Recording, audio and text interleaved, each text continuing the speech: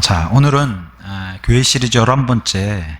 요새 뭐 하지 않습니다. 이런 뭐 좀 표어가 많죠. 그래서 우리 교회는 사도신경 하지 않습니다. 이런 제목으로 책은 이 왜 안 하는가, 이 책에 담겨져 있는 그런 내용 바탕으로 아마 이 내용 안에도 마틴 로이드 존스 목사님의 뭐 천주교 평가 그런 책들을 다 참고해서 이 책을 이제 정도수 목사님이 쓰셨어요. 그래서 이 책을 참고해서 이 책에 나오는 내용들로 이제 살펴보려고 합니다. 그래서 오늘은 먼저 사도신경, 우리 교회는 왜 사도신경을 예배 시간에 왜 신앙 고백으로 하지 않고 예배 시간을 드리는가, 그것 좀 살펴보도록 하겠습니다. 저도 글쎄요, 종교 믿음 생활이라고 하긴 뭐하고 종교 생활로 치면은 어머니 뱃속에서부터 그래도 종교 생활 했으니까 그래도 40년 넘게 한 것 같아요. 교회 다닌 지는. 어렸을 때 이제 저도 이제 이런 신앙 고백 많이 했습니다. 전능하사 천지를 만드신 하나님 아버지를 내가 믿습니다. 이거 외우라고 하면 지금도 이제 그 외아들 우리 주 예수 그리스도를 믿사오니 줄줄 이렇게 나온 게 어렸을 때부터 그냥 외워서 이건 무슨 뜻인지도 모르고 그냥 외웠으니까 교회에서 시키는 대로 주일학교부터 해서 이제 이게 그냥 아직도 평생 이렇게 머리에 박혀 있는데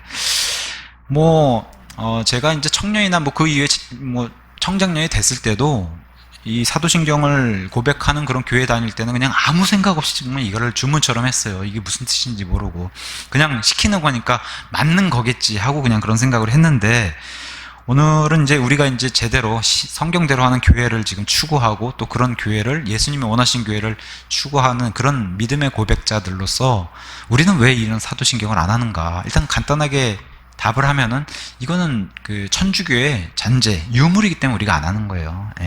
로마 카톨릭에서 만들어낸 그런 작품이기 때문에 우리가 이거를 안 하는 겁니다. 뭐 얼핏 겉으로 봐서는 크게 문제되는 것처럼 없는 그런 교리적인 믿음의 고백처럼 보이는데, 사실 그 안에 살짝 들여다보면은 우리랑 맞지 않는 그런 교리들, 그런 믿음들이 있기 때문에 우리가 이거를 사용을 안 하는 겁니다. 그래서 오늘 그거를 좀 꼼꼼히 좀 살펴보려고 합니다.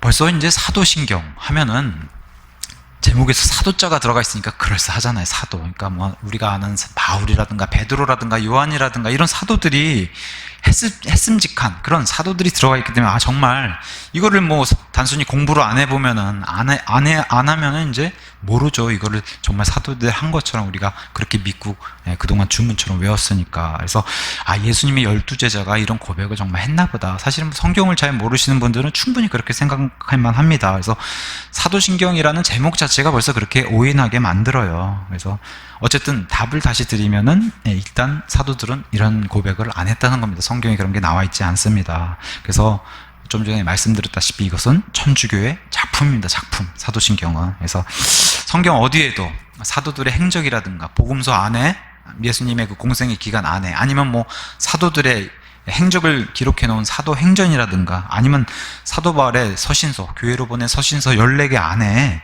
사도들이 고백했다고 하는 이런 사도신경은 없습니다.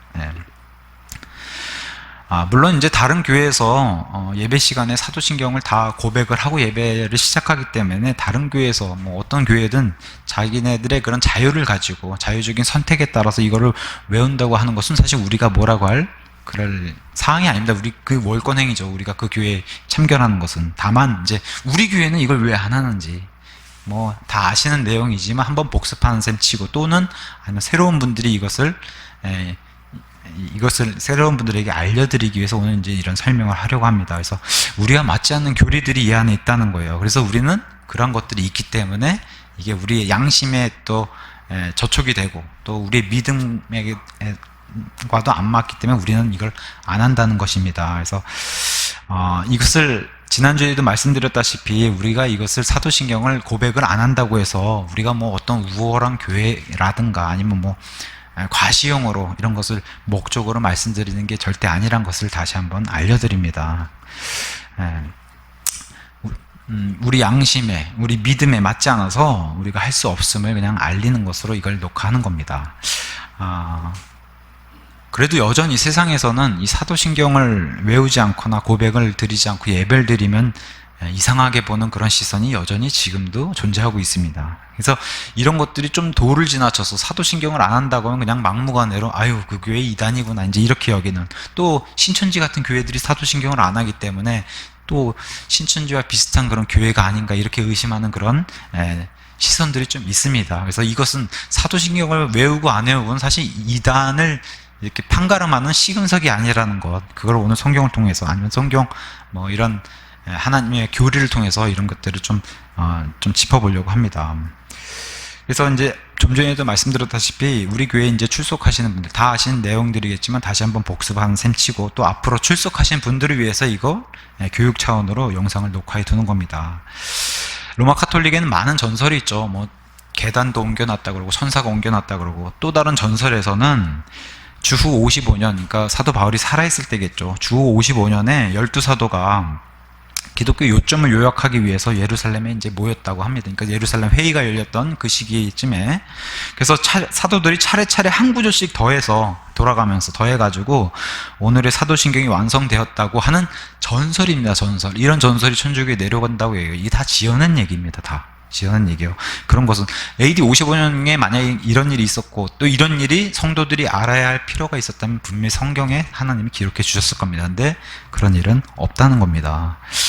그래서 사도신경은 초대교회, 우리가 얘기한 초대교회, 진짜 믿음의 선조들, 사도 바울부터 시작해서 베드로 같은 그런 초대교회 이후에 주후 100년까지, 그러니까 사도 요한이 살아있었던 마지막 기록을 해서는 AD 95년 그 이후 때쯤 AD 100년까지도 사도들이 살아있었기 때문에 필요치 않았다. 그리고 그런 일들이 없었다는 것을 우리가 충분히 알 수 있습니다. 좀 더 이제 광범위하게 좀 더 벌려서, 그러면 주후 100년 이후에 주후 300년, 우리가 흔히 얘기하는 이제 콘스탄틴 황제가 나오기 전까지 주후 300년까지 이제 기독교가 굉장히 핍박당하던 그런 시대 아닙니까?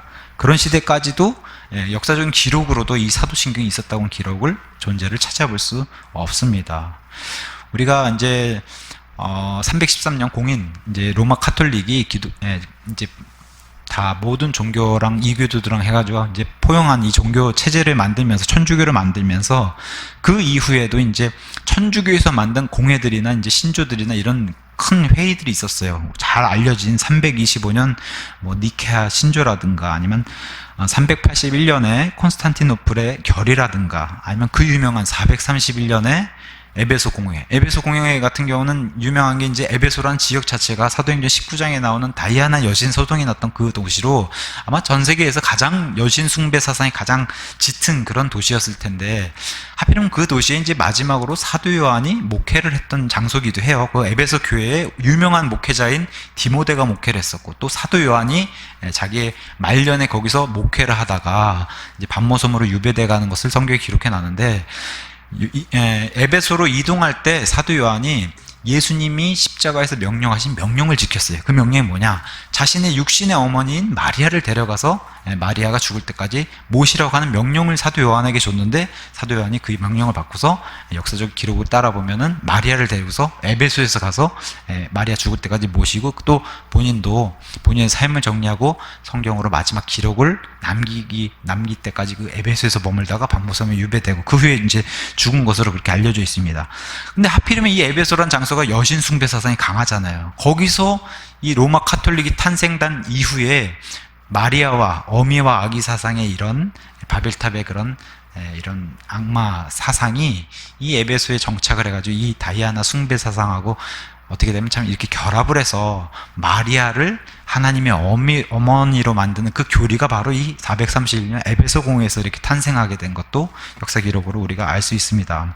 근데 이런 데까지도 우리가 알 수 있는 것은, 또 그 이후에 이제 451년 또 유명한 이제 칼케돈 신조라고 하는 이런 이제 고백들이나 공회에서도 사도신경을 제정했다든가 아니면 뭐 모여서 이런 지도자들이 합의했다는 내용을 찾을 수가 없어요. 그러니까 이전까지는 사도신경이란 걸 만들지 않았던 걸로 이렇게 알 수가 있습니다. 그래서 역사적 기록으로 이제 쭉 살펴보면 결론을 내리자면 아마 650년 이후에 750년에 이제 사도신경이 완성된 걸로 그렇게 알려져 있는데, 요 650년에서 750년 요 사이에 아마 사도신경을 만들어서 로마 카톨릭이 자신들의 작품으로 내놓은 그 기간을 이렇게 보여집니다. 그래서 750년경에 카톨릭의 이 사도신경은 완성된 그런 시기로 우리가 알 수가 있습니다.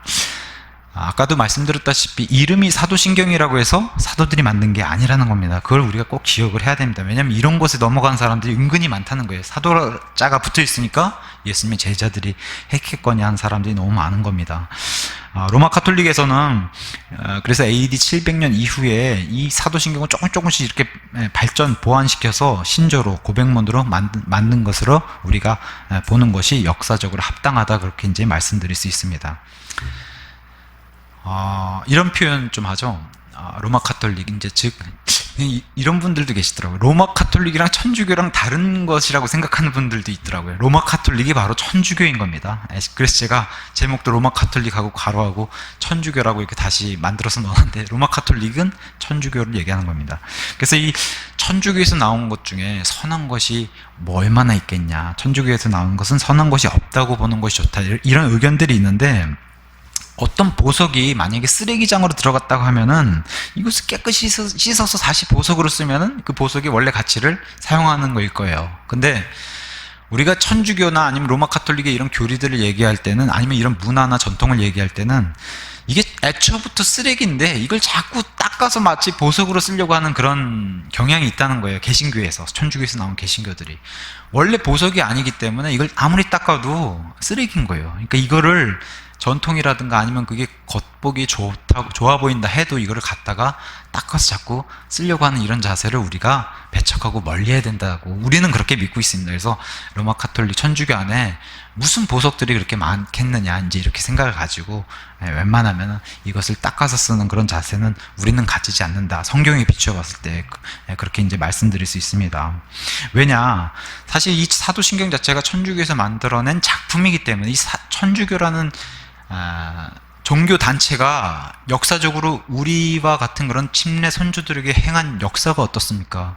그 천주교식의 믿음을 강요하고 그것대로 안 믿는다고 하는 이 전체주의, 독재주의, 이런 것을 아까 오전 시간에 말씀을 나눴을 때 그 말씀처럼 죽음을 살해 협박을 통해서, 죽음을 협박을 통해서 이 사람들을 속박으로 가둬놓으려고 하는, 심지어 성도들을. 그래서 우리 침례 선조들의 그 목숨을 6천만 명에서 1억 명까지도 이렇게 죽인 그런 역사를 가지고 있는 게 천주교예요. 그러니까 이런 데서 무슨 보석이 숨어 있을 거고, 이런 데서 그걸 닦아서 쓴다 한들 무슨 좋은 게 있겠냐, 이제 이렇게 말씀드릴 수 있습니다. 그러면은 이제 사도신경의 교리적인 문제를 한번 좀 살펴보겠습니다. 제가 오늘은 특별히 예전에 썼던 찬송가, 한영 새 찬송가, 예전에 장로교에서 썼던 거 가져왔어요. 왜냐면 이 앞에 보면 항상 주기도문하고 사도신경이 이렇게 기록이 되어 있어요. 그래서 물론 이거는 지금 개신교에서 쓰는 조금 개정된 그런 사도신경이었는데, 이거랑 천주교의 또 사도신경이 또 어떻게 다른가, 그걸 좀 살펴보려고 합니다. 먼저 시작을 전능하사 천지를 만드신 하나님 아버지를 내가 믿사하며, 사실 문제될 건 없어요. 여기는 우리가 항상 문제되는 게, 마귀는 진리만 전하지 않죠. 진리에다가 거짓을 섞던가 아니면 마지막에 가서 완전히 거짓을 만들어둔가, 이런 거를 교활하게 간교하게 만드는 거지, 마귀라고 해서 진리를 아예 안 쓰는 게 아니기 때문에, 그래서 이런 함정들을 많이 걸리는 것 같아요. 자, 사도신경 이렇게 시작하는데 크게 문제가 없습니다. 근데 바로 문제되는 단어가 등장합니다. 그 외아들. 사실 예수님은 이런 외아들이란 표현, 우리가 사용한 성경은 1611년판 킹제임스 성경을 사용합니다. 영어 킹제임스 성경을 기준으로 해서 거기서 충실하게 한글로 번역한 흠정역을 사용하는데, 제가 지금부터 말씀드리는 거는 이 성경 안에 있는 단어들이 굉장히 중요해요. 그 영어 단어들을 하나님께서 숨을 불어 넣어주셔서 그 영어 단어 그대로 어떤 뜻인지 우리가 쉽게 알 수 있도록 그 영어 단어들을 여기다가 아무도 고치지 못하게 이렇게 만들어 주신 거예요. 그러면 성경에 예수님을 향해서 외아들이라는 표현을 쓴 적이 있냐? 단순히 only son입니다. 물론 예수님은 하나님의 아들이시기 때문에 대문자 S를 써서 only son이라는 단어를 쓰는데, 예수님을 향해서는 한 번도 only son이라고 한 단어 쓴 적이 없어요. 외아들이 아닌 거예요. 이 하나님의 아들이신 예수님은 워낙 특별한 존재이기 때문에 우리 성경에는 어떤 표현 쓰냐? 독생자라는 표현 써요. 독생자.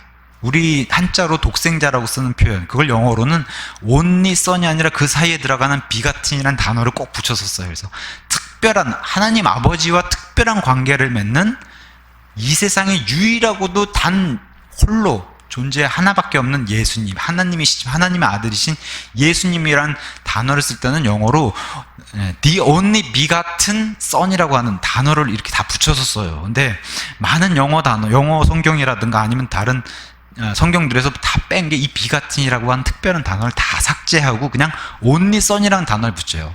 only son이라는 단어는 누구에게도 붙일 수 있냐면은 창세기 21장 가서 보면은 아브라함에게 이삭을 바치라 그래요. 그죠? 제단에 제물을 바치라고 하나님 말씀해 주시는데, 그때 유일한 너의 외아들 이삭을 바쳐라, 내가 그 아들을 원한다 할 때, 그럴 때 외아들로 이 사람의 아들 이삭 같은 아들에게도 붙이는 단어가 only son이에요. 그러한 단어를 예수님께 붙일 수 없어요. 성경은 그렇게 되어 있지 않습니다. 그래서 우리 예수님께 붙이는 단어는 독생자라고 우리가 번역하는 그런 the only begotten son, 비같은이라고 하는 아버지와 아들과 유일하게 맺는 삼위일체 하나님이잖아요. 유일하게 맺는 그 관계를 잘 드러내는 게 비같은이란 단어예요.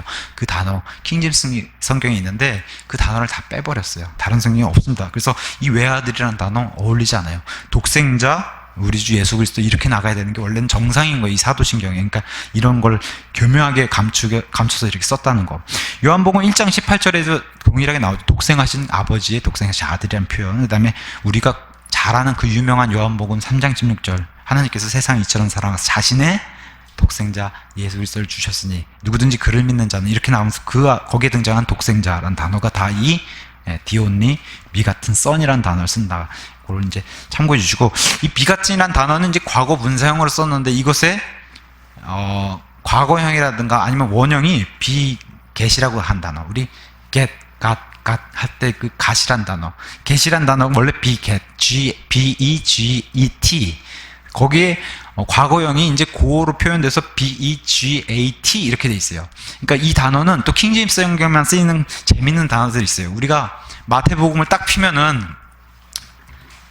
예수님의 이제 그 계보가 등장하죠. 세대에 대한 책이라고. 그러면서 이제 아브라함은 이삭을 낳고 이삭은 야곱을 낳고 하면서 남자 아버지가 남자 아들을 낳고 하면서 쭉 나와요. 그게 바로 비겟이라는 단어를 썼어요. 남자가 사실은 아들을 못 낳잖아요. 근데 아버지와 자신의 장자 아니면 상속받을 아들이 특별한 관계를 맺고 있는 단어로 아브라함은 비겟해서 이삭을 낳고, 이삭은 비겟해서 야곱을 낳고, 이런 식으로 쭉 돼 있어요.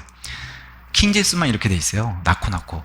번역은 개혁 성경이 나온 뭐 새번역이라든가 공동 번역 다 낳고 돼 있는데, 가서 보면 영어 단어가 뭘로 쓰냐면은 이삭의 아버지 아브람, 영어가 그렇게 돼 있어요. 야곱의 아버지 아브람. 그러니까 이 나코란 단어를 안 쓰고 father란 단어로 써놨어요. 거기다가 나코란 이 비겟이란 특별한 관계를 나타내는 이 단어를 쓴 것은 킹제임스 성경밖에 없어요. 그래서 이 아버지가 아들을 낳는다고 하는 이 표현을 어디서 따온 거냐, 하나님 아버지와 그 하나님의 아들 예수 그리스도가 특별한 관계를 맺고 있다는 the only begotten son, 여기서 따다가 사람에게도 아버지가 아들을 낳고 이런 표현을 킹제임스만 썼다고 하는 거, 이거를 알아두시면 좀 좋을 것 같습니다.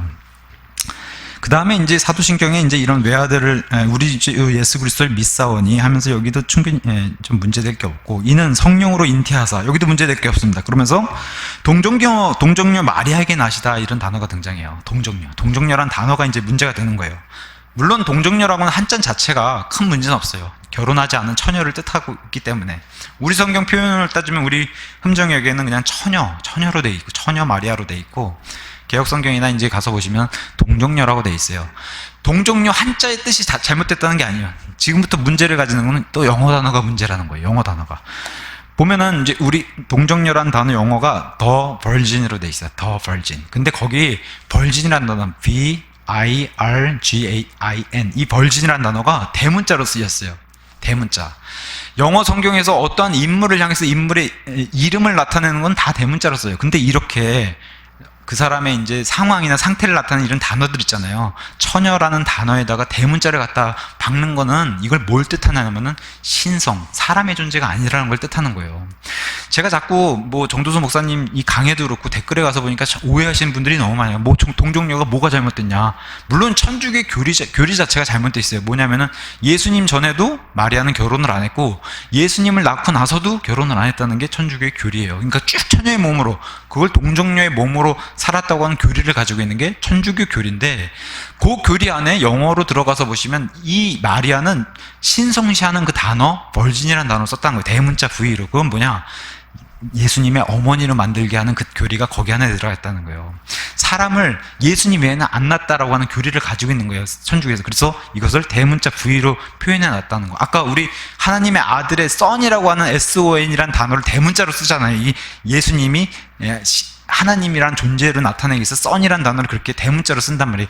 킹제임스 성경 영어 문법 자체를. 근데 virgin이라는 단어를 그렇게 썼다는 것은 이 마리아를 하늘의 여왕이라든가 예수님의 하나님의 어머니로 만들어 놓기 위한 교리가 여기 들어가 있기 때문에 그것을 한글로 번역한 동정녀라는 단어, 그 속의 뜻이, 그 속에 가지고 있는 영어의 뜻이 너무 잘못됐다는 거, 그거를 좀 기억해 달라는 거예요. 그래서 virgin, 그것도 the virgin, 정관사 더가 붙어가지고 이 세상에, 제가 아까 말했죠, the only begotten son 같은 유일하게 신성으로 존재하고 있는 예수님처럼 정관사 더를 붙여가지고 이 세상에 유일한, 둘도 없는 그런 하나의 존재로 만든 그런 마리아를 신성시 표현해 놨다는 게, 이게 잘못됐다는 거예요. 동정녀라는 한글로 한자로 번역해 놨다는 게 잘못됐다는 게 아니라, 그래서 더 버진이라고 하는 특히나 대문자 V로 썼다는 거, 이걸 좀 조심해야 되는 겁니다. 그래서 동정녀나 처녀, 한자나 그 처녀의 뜻은 같을지 몰라도 이 안에 들어가 있는 영어가 이렇게 다르다는 거, 이걸 교리적으로 조심해야 된다고 좀 이렇게 주의를 주고 싶고, 그 다음에 이제 이런 거랑 비슷하게 하는 게, 우리가 더 데빌이라고 하는 그 사탄이라고, 마귀라고 뜻하는 그 단어 있잖아요. 데빌, 마귀라고 뜻하는 단어, 거기 앞에다 더를 붙이잖아요. 물론 데빌은 대문자 D도 안 써요. 소문자 D를 쓰는데 거기다 정관사 더를 붙인 더 데빌이라고 하는 단어를 쓰게 되면 일반적인 마귀들을 뜻하는 게 아니라 마귀의 최고 수장인 루시퍼, 사탄, 마귀를 뜻하는 게 더 데빌이에요. 그러니까 유일한 존재라는 뜻하는 게, 그 단어 뜻이 더, 정관사 더가 붙잖아요. 그래서 이 마리아라고 하는 더 버진이 더가 붙는다고 한다는 것 자체를 신성시 만든다는 거. 우리 성경이 뭘로 돼 있을까요? 더 버진이 아니라, 물론 버진도 소문자 V로 돼 있고 버진으로 돼 있어요. 부정관사가 붙어가지고 그냥 한 처녀일 뿐이다, 인간 중에. 그렇게 킹제임스 성경이 굉장히 세밀하게 돼 있어요. 이런 것들 다, 이런 교리, 그러니까 우리 성경이 워낙에 완벽하기 때문에 이런 것들이 무너지지 않아요, 우리 교리적으로. 근데 개혁 성경이나 많은 영어 성경이 이런 것들을 천주교에서 받아다가 이렇게 쓴다는 거, 이걸 좀 기억하면 좋을 것 같습니다. 그래서 우리 성경은 all virgin으로, a virgin으로 돼 있고, 이 여인은 그 어떤 하나님의 어머니 이런 것을 나타내지 않고, 특히나 이걸 잘 아시는 하나님께서 이렇게 기록해 놓으실 리가 없죠. 그래서 예수님의 그냥 육신의 어머니, 한 처녀 중에 하나인 마리아. 물론 마리아는 사실 우리의 미움의 대상이 될 수는 없어요.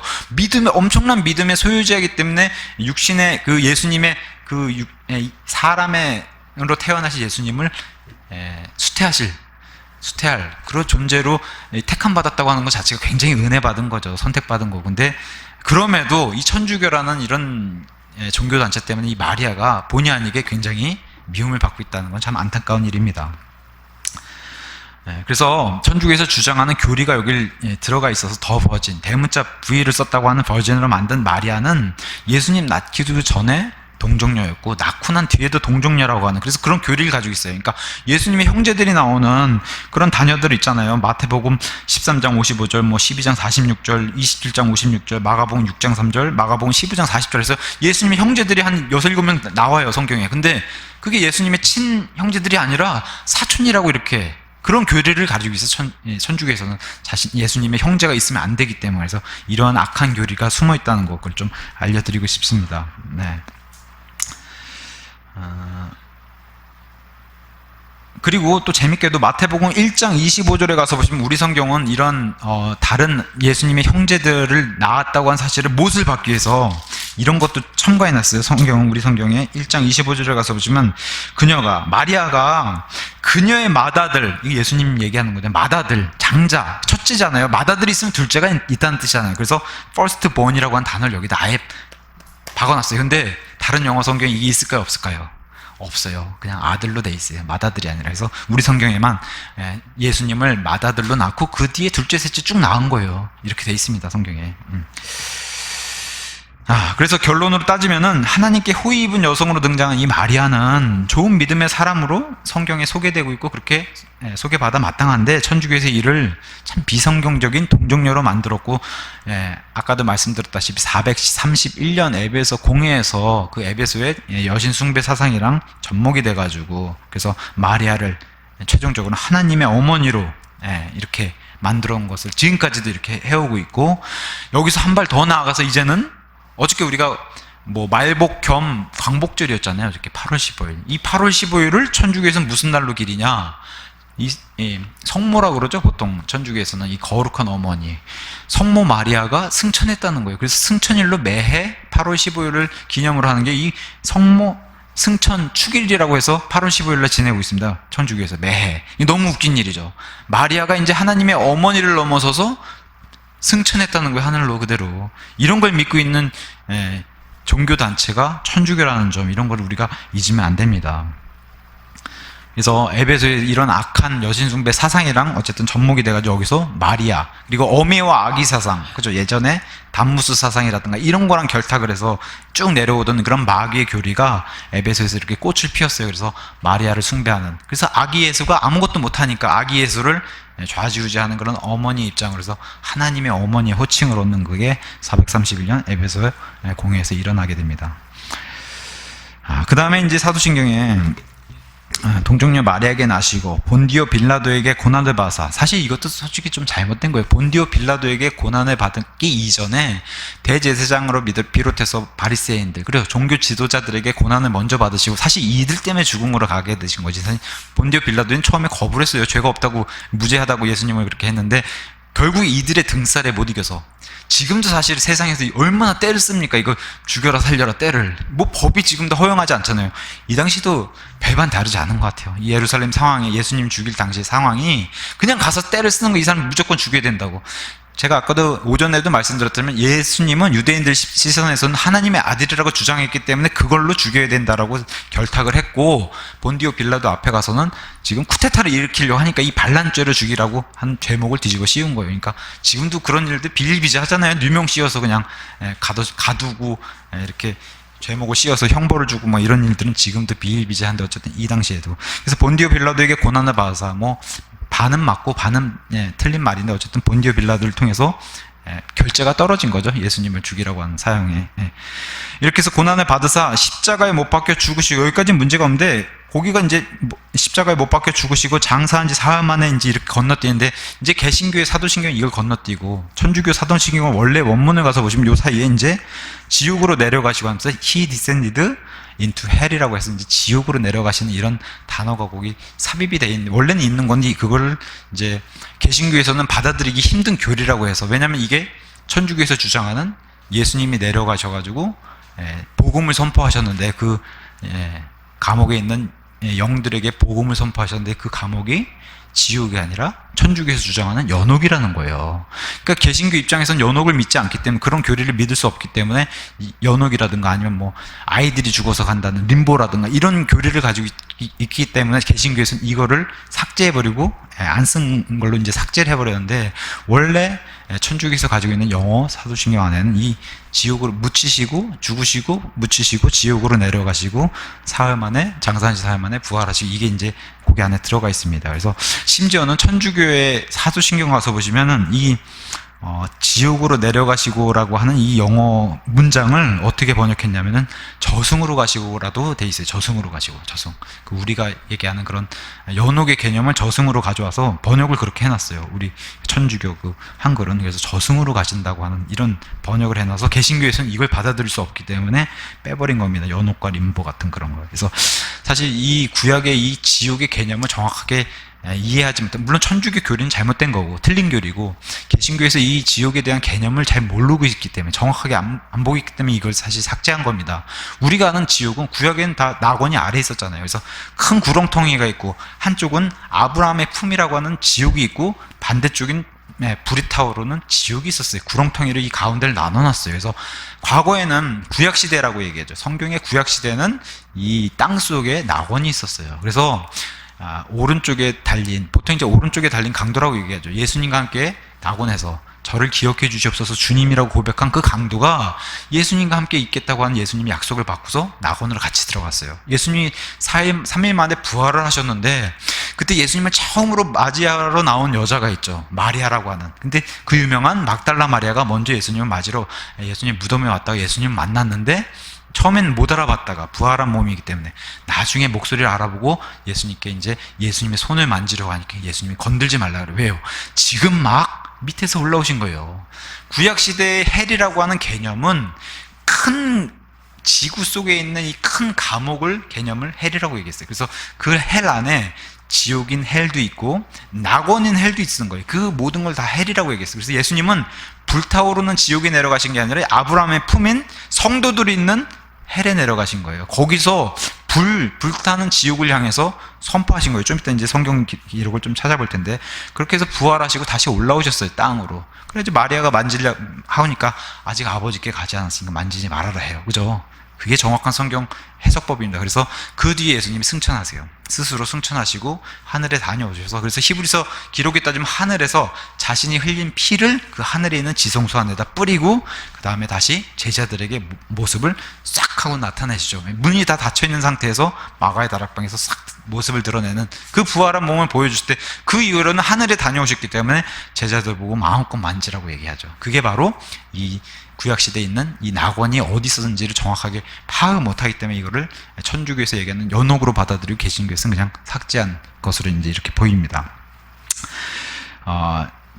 천주교 주장처럼 천주교에서는 베드로전서 3장 가서 한번 보실까요? 베드로전서 3장 19절, 이 구절을 갖다가 이제 연옥에 가서 복음을 선포했다라고 이렇게 주장하는데 베드로전서 3장 19절 재밌습니다. 그분께서 또한 성령으로 말미암아 감옥에 있는 영들에게 가셔서 선포를 하셨다는 거예요. 여기 나오는 감옥 자체가 헬이라고 얘기하는 건데 헬. 근데 여기는 영어로 프리즌으로 되는데 이게 바로 큰 땅 밑에 있는 감옥. 땅 밑에 있는 감옥. 우리 한자로는 이게 지옥이라고 돼 있어요. 땅 감옥, 지옥, 그죠? 큰 범위의 지옥입니다. 그 지옥, 우리는 지옥이라고 표현하면 다 불타는 지옥만 얘기하기 때문에. 근데 헬을 구약에서 단어 헬 안에는 구약에서는 낙원도 있었고 큰 구렁텅이도 있고 불타는 지옥도 있었어요. 그래서 이 감옥으로 내려가셔가지고 영들에게 선포했어요. 이 영들은 친절하게 설명해 주고 있어요. 20절에 노아의 날들의 방주를 예비하는 동안 곧 하나님께서 한번 오래 참고 기다리실 때에 불순종하는 자들, 그 가운데 누가 있겠어요? 하나님 아들과 결합해가지고 사람의 딸이 결합해서 탄생된 그 하이브리드 종족인 거인들이 먼저 있을 거고, 그 다음에 노아의 방주를 거부했던 그런 사람들이 있을 거고, 이런 사람들에게 가서 낙원에는 예수님이 반대편에 있는 그런 불타는 지옥으로 향해서 예수님이 승리했다라고 선포하신 그 내용이었는데, 이게 연옥에 가서 복음을 다시 선포한 게 아니라, 성경은 분명히 한 번 죽는 것은 사람에게 정해진 것이 그 뒤에 반드시 심판이 있다 그랬죠. 죽고 난 뒤에 또 복음이 선포해가지고 연옥에서 또 지옥 가고, 지옥에서 연옥으로 올라오고, 연옥에서 천국 가고, 이런 일은 불가능하다는 겁니다. 성경이 이걸 지지하지도 않고, 이 구원은 이 땅에서 살아있는 동안에만 기회를 받는 거예요. 죽은 뒤에는 영역이 이제 하나님의 주권으로 넘어가기 때문에 복음을 선포받아서 구원받는 이런 일은 죽은 뒤에는 없는 겁니다. 제가 지지난주에 천주교에서 오랫동안 교육을 받은 친구랑, 웬만하면 그 친구랑 논쟁을 안 붙으려고 그래요. 뭐 대화가 안 되니까. 근데 그 친구가 3일 정도 이 대장 내시경을 받다가 혼수 상태로 이렇게 죽다가 살아났어요. 그 친구가. 그래서 다행히 건강해져가지고 이제 오랜만에 얼굴을 봤어요. 그래서 제가, 야, 너 지옥 갈 뻔했어. 그랬어요, 제가. 그랬더니 펄쩍 뛰더라고요. 내가 왜 지옥 가냐고. 내가 천주교 모태신앙이라고 막 제 앞에서 자랑을 해요. 그래서, 아유, 이 친구랑 무슨 대화를 하랴. 그러면서. 근데 이제, 그 친구가 믿는 교리가 이거예요. 제가 그 친구한테 가가지고, 야, 나는 성도야. 그러면은, 네가 어떻게 감히 성인이라고 얘기할 수 있냐. 이게 대화가 안 되는 거예요, 교리적으로. 왜냐, 천주교에서 말하는 성도, 아니면 뭐 천주교에서 말하는 성인, 이 세인트라고 단어는 똑같은데 천주교의 성인은 어마어마하잖아요. 막, 그죠? 주교들이 이걸 판단해, 역사적으로 판단해, 이 사람의 업적을 기려가지고 죽은 뒤에 성인으로 올리는 그런 사람들이나 성인이 되는 거지. 저같은 사람이 성인이라 그러면 이 천주교 신자들은 펄쩍 뛰죠. 어떻게 감히 이런 뭐, 평신도가 어떻게 그런, 평신도라고는 말도 안 쓰죠. 거기는 일반 그런 신자들 어떻게 그런 걸 쓰냐고 하면서.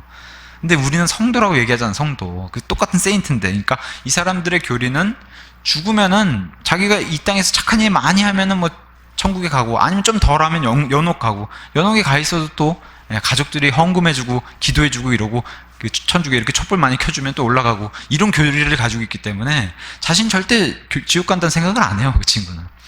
제가 봤을 때는 예, 안타깝지만, 근데 이런 영들에게 선포하는 이런 것들을 하나님이 이렇게 알려주시고, 이거는 베드로후서에도 동일하게 이렇게 기록해 주셨어요.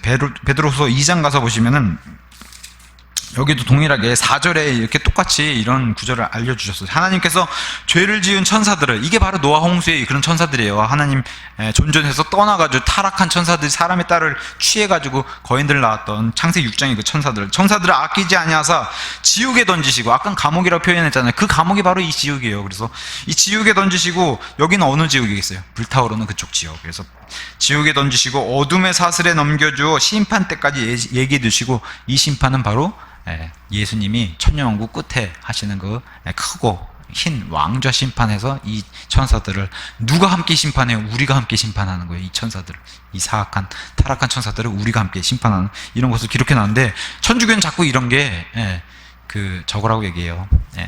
이 복음을 전달받아야 한 연옥에 있는 사람들이 주장하는데 거짓 교리입니다.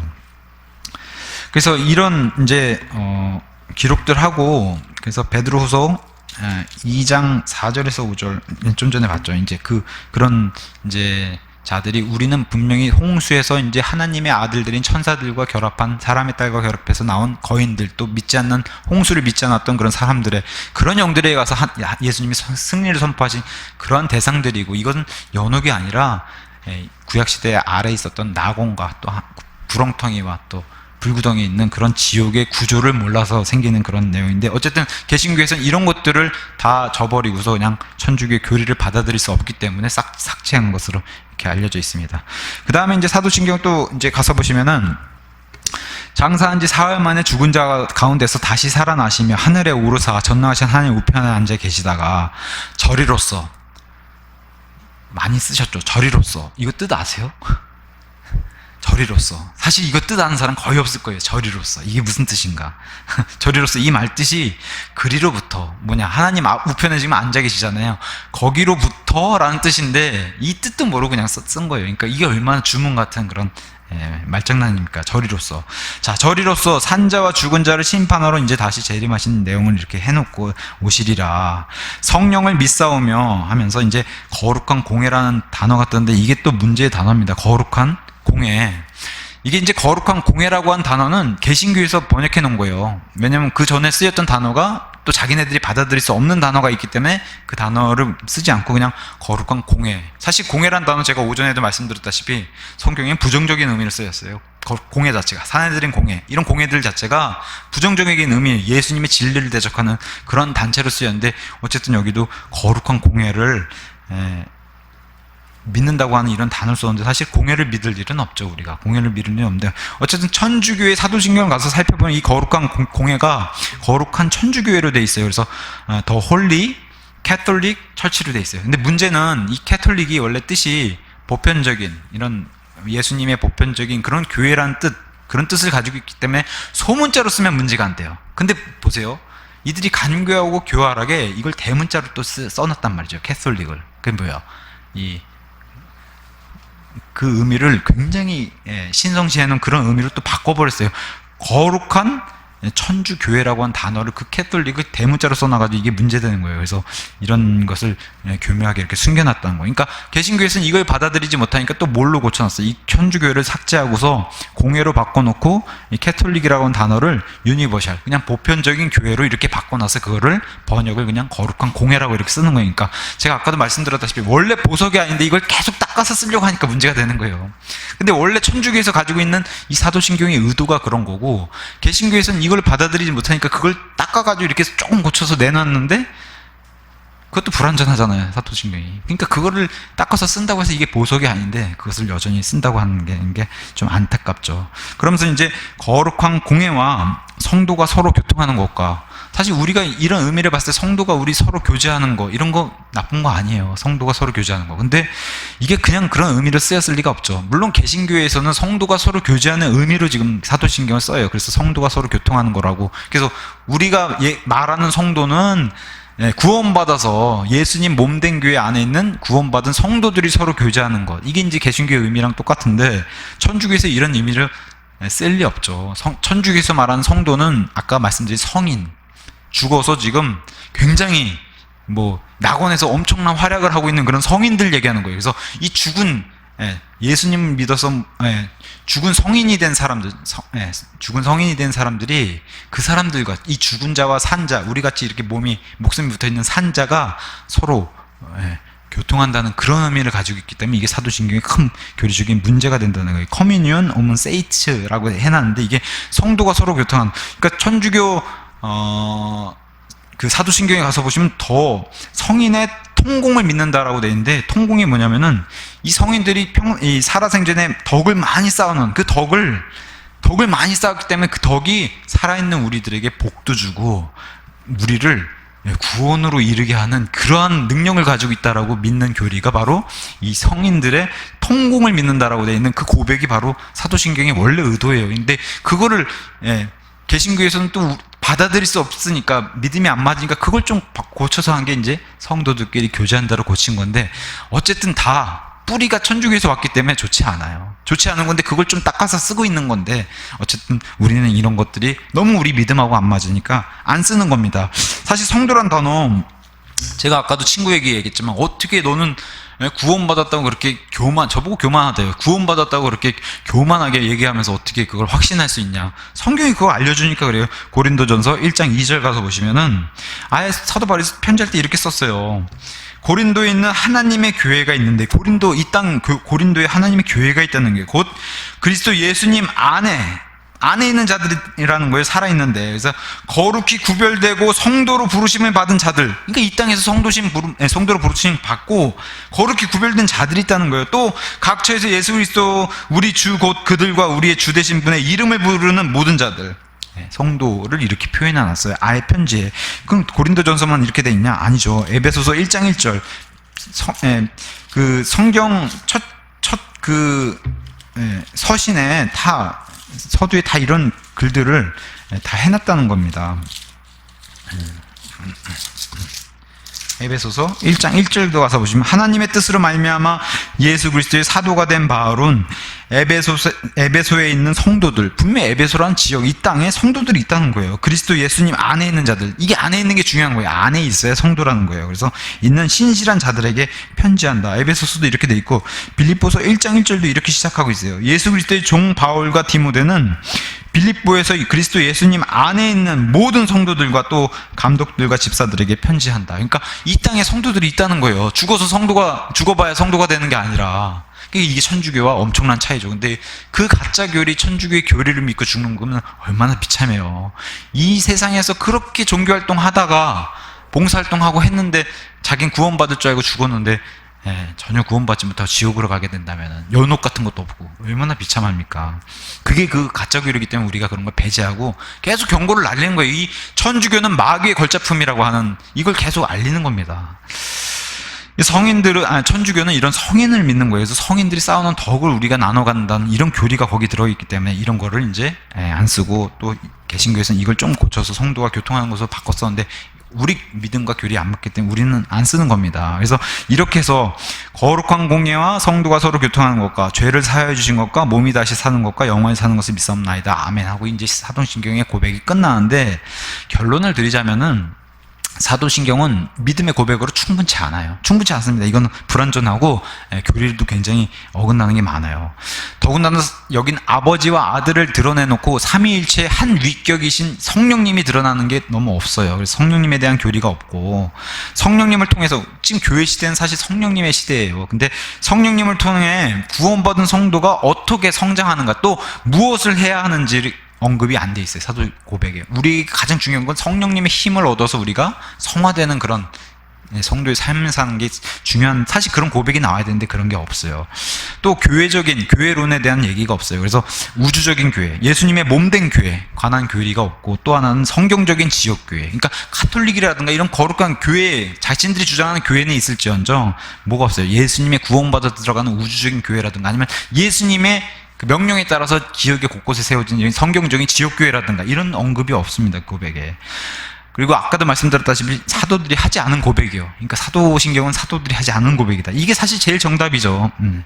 근데 이런 것들을 같이 외워요. 천주교도 외우고 개신교도, 이거를 천주교에서 나온 개신교도 같이 외우니까 천주교회가 자꾸 유혹을 합니다. 우리 사도신경도 같이 공용하고 있고 주기도문도 같이 외우는데 하나가 되자. 이게 바로 WCC가 주장하는 종교통합운동이거든요. 자꾸 이런 사도신경이라든가 주기도문 이런 것들을 같이 쓰고 있으니까 이런 걸로 통해서 매개체를 이용해가지고 자꾸 종교통합을 하려고 하는 그 의도를, 그 발톱을 계속 드러내고 있죠 지금.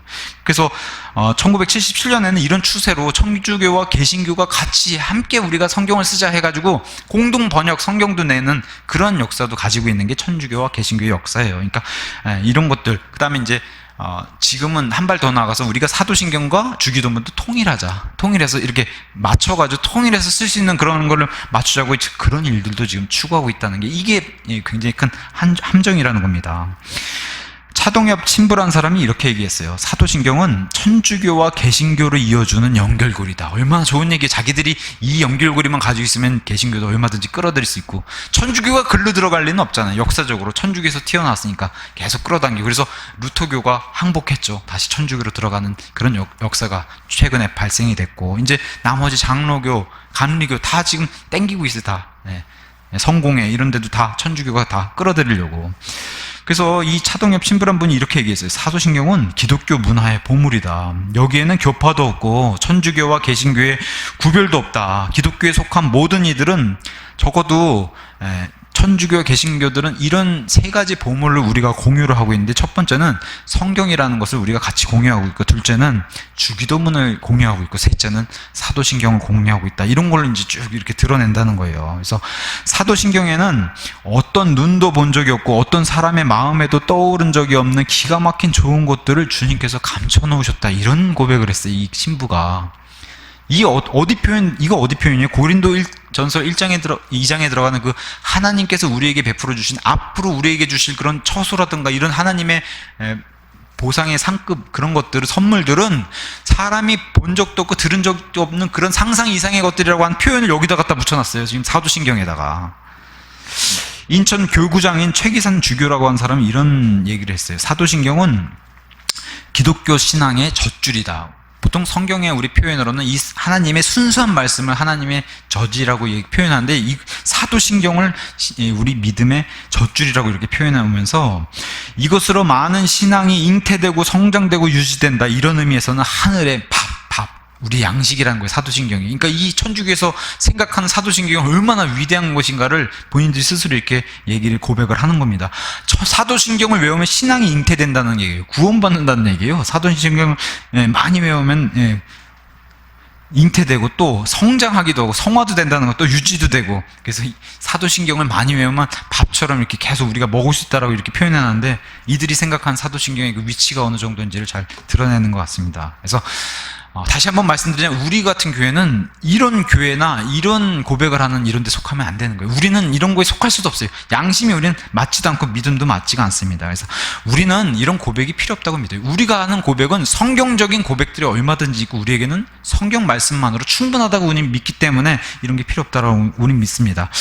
사도신경 자체가 그럴싸하게 보여요. 그죠? 믿지 않는 사람이 봐도 누가 저기서 사도신경 하면 야, 너 믿음 좋다 이렇게 얘기하니까 그럴싸하게 보여요. 근데 이런 건 사람이 만들어 놓은 거란 거예요. 그래서 전통이고 사람이 만들어 놓은 고백이기 때문에 이런 걸로는 믿음이 잉태되거나 무슨 다시 태어난 이런 일은 없는, 구원받는 이런 일은 없는 거예요. 성장될 수 없는 거예요. 이런 걸로 외워가지고는. 그래서 사도신경은 기독교의 기본 교리를 이렇게 짜깁기 해가지고 일부러 짧게 표현한 그런 신앙 고백문으로, 역시 그럴싸하게는 보이지만 치명적인 교리의 위험 요소들을 너무 많이 가지고 있어요. 이 천주교가 이렇게 만들어 놓은. 그래서 우리가 이제 근본주의 교회라고 얘기하는데, 우리 같은 근본주의 교회라면 아예 애초에 상극 이런 믿음의 교리라는 이런 전통하고는. 근데 이제 이런 마지막 시대에 아까도 말씀드렸다시피 이런 사도신경이 종교 통합 같은 거예요. 그러니까 천주교에서 떨어져 나간 개신교들을 다시 끌어들이는 이런 매개체로 사용하기 때문에, 또 이런 종교 통합의 이런 세태를 우리가 보면서 이런데 무슨 더 가치를 둘 수 있겠나 이렇게 말씀드릴 수 있을 거예요. 이런데 왜 가치를 둬야 되나. 그래서 이런 생각은 너무 당연하다고 생각하고, 그래서 우리는 예배나 어떤 모임에서 이런 사도신경 이런 고백을 전혀 하지 않는다는 거, 필요하지 않다고 믿는 그런 행동하는 그런 근본주의 교회고 그런 침례 성도라고 우리는 자신 있게 얘기합니다. 이런 거 필요 없다고. 대한민국 대부분 교회가 장로교회고 또 감리교회로 이렇게 구성이 되어 있기 때문에 이들의 뿌리를 찾아가면 어쩔 수 없이 천주교회를 갈 수밖에 없어요. 이 개신교회이기 때문에. 그래서 돌아가자고 우리가 맨날 소리잖아요. 돌아가자, 성경으로 돌아가자, 아니면 초대교회로 돌아가자. 그러면 우리는 어디로 돌아가요? 예수님께서 내 교회를 세우겠다고 하는 그 베드로의 교회, 사도 바울의 교회, 글로 가야 되는 게 우리는 그렇게 가는데, 개신교회는 돌아가자 하면 꼭 그냥 마틴 루터 그때로만 가는 것 같아요. 천주교에서 막 나온 그때 1517년으로. 그런 게 너무 안타깝다는 거죠. 돌아가려면 예수님이 세우신 초대교회를 가야 되는 거예요. 그게 성경에 있기 때문에 성경으로 가야 되는 겁니다. 사도신경은 아무리 100만 번, 1000만 번 외우고 주문 목이 터져라 해도, 외쳐도 성령님에 의해서 다시 태어난 일이 없이는 구원받을 수 없는 거예요. 이거 외워서 될 문제가 아닌 겁니다. 그래서 우리에게는 순수한 성경 말씀과 성경의 표현에 따르면 디모데 후서에 나오는 것처럼 건전한 교리, 이 틀, 우리 성경으로 폼이라고 돼 있어요. 포맷이라고 하는 단어, 폼이라고 돼 있는데, 뭐 요새 세상 표현으로는 프레임이라는 단어 많이 쓰죠. 이런 교리 틀을 주셨다는 거예요. 이 수학 공식처럼 딱 넣으면 딱 나올 수 있게. 이런 건전한 틀을 확실히 가지고 있어야 된다는 거예요. 이런 거를 틀을 정착하고 또 장착해서 성장하는, 바르게 성장하는, 이런 걸 다 치워버리고 바르게 성장하는 우리 모두가 되기를 예수님의 이름으로 축원합니다. 예.